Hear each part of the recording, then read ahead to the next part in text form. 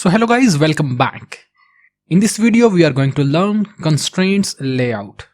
So we will discuss why the constraints layout are important and what are the features and the advantages we can get by using the constraint layout. So we have divided the session into multiple subparts for the constraints layout so that we can have the basics to the pro level for using the constraints layout. So in this video we will cover the basics of constraints layout. So stay tuned and watch the video till the end.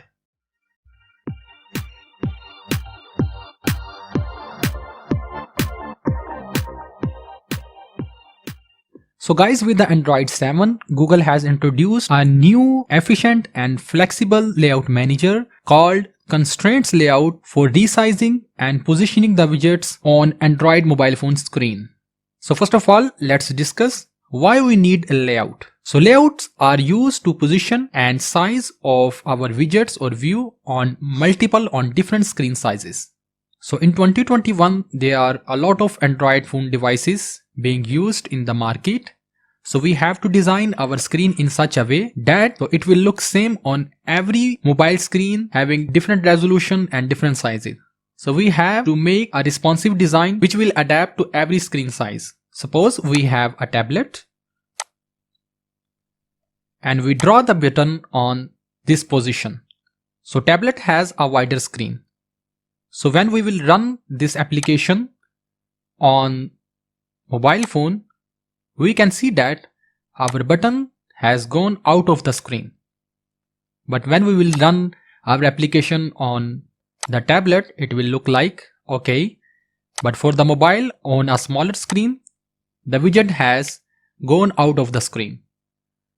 So by using the constraint layout, so we will connect this widget to the certain edges of the screen so that it will not come out or show the misplacement on any screen size. So constraints layout provides an efficient and flexible way to position our button on different screen sizes. So now let's come towards the basics. What are constraints? For this, let me select the tablet. So constraints are used to connect or bind the button on a specific location or position on the screen, so that if we go towards different screen sizes, this button will remain on the same position. So when we select this button, it is highlighted. Now we are seeing 4 dots for controlling its position. Now select the first dot and bind it to the left side of the screen. And select the left dot, click and drag it to the left edge of the screen. Now when we go back to our mobile or smaller screen, we can see that the button is being displayed on the same position as it is being displayed on the tablet. So constraints provides a way to position the button on a specific screen. It is also used to control its size as well. So now let's discuss what is margin. For this, let's clear these constraints. For this, we will click on this button and it will clear its constraints. So margins are the fixed distance to the specific edge of the screen or to the specific widget on the screen. For example, we want to display a button on this location. Click and drag into the right side. Click and drag onto the top side. Now select the button and drag it to the smaller position. Now we are seeing that it is 84 dp on the right side and 96 dp on the top side. So it will remain on the fixed or absolute position on every screen. So margins are the fixed displacement or the fixed distance from a specific edge or specific widget on the screen. So when we select the mobile phone, we can see that it is being displayed in the same way. 84 dp from here, 96 dp on here, and it will remain same on every device on Android TV. So what are opposing constraints? For this, select the button, clear the constraints. So opposing constraints are the constraints on the opposite side of the widget on the same axis. Suppose we select and click the button on the bottom side, in the same way we select and drag it on the top side. So now our buttons has two constraints, one on the down side and one on the up side. So these are on the opposite sides and used to position the button in a specific way. So these are called the opposing constraints. What is constraint bias? So constraint bias is just like opposing constraint, with the one difference that the widget is biased to a specific axis, like this. Now it is more closer to the upside as compared to the downside. So it is biased on the top side. So we can say that it is constraint bias. What is chain?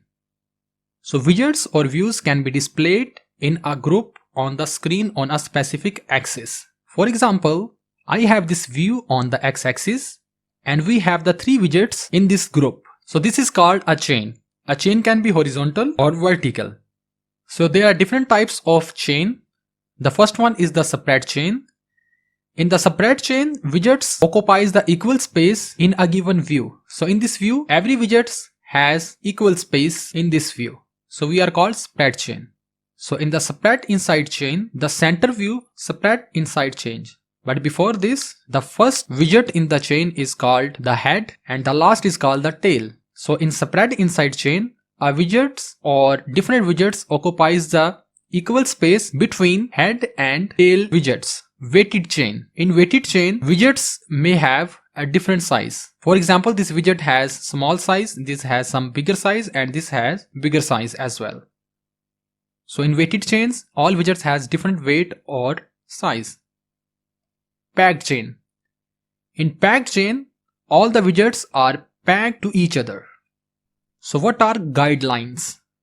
But before that, let's select the mobile phone and clear all constraints.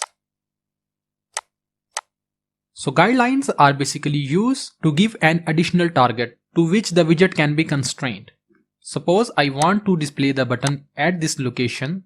So I will draw a guideline here and give the constraint to that guideline. For adding the guideline, I will select the vertical guideline and you can see that I have an additional guideline for this button. And now I will select my button and give the left edge or left constraint to this guideline.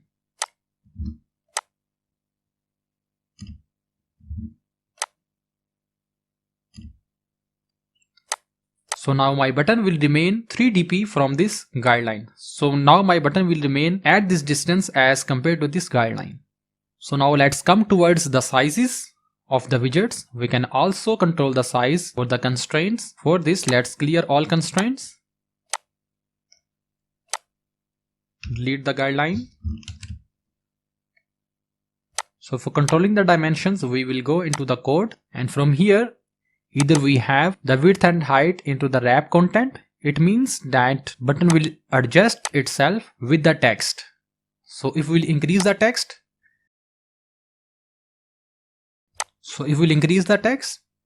the size will increase. Let's give more size. So I have increased the content and my button width will also increase. The second type is match parent. So now it is independent of the content inside. It will cover all the space of the parent view. Now the parent view is this activity, so it will bind itself to the left and the right side of the, it will cover all the space of the activity. So guys, this was the basic for the constraints layout. So in the next video, we will dig more down to constraints layout with some advanced examples and advanced topics. Hope you have liked the video. So please like, share our video and subscribe to our channel.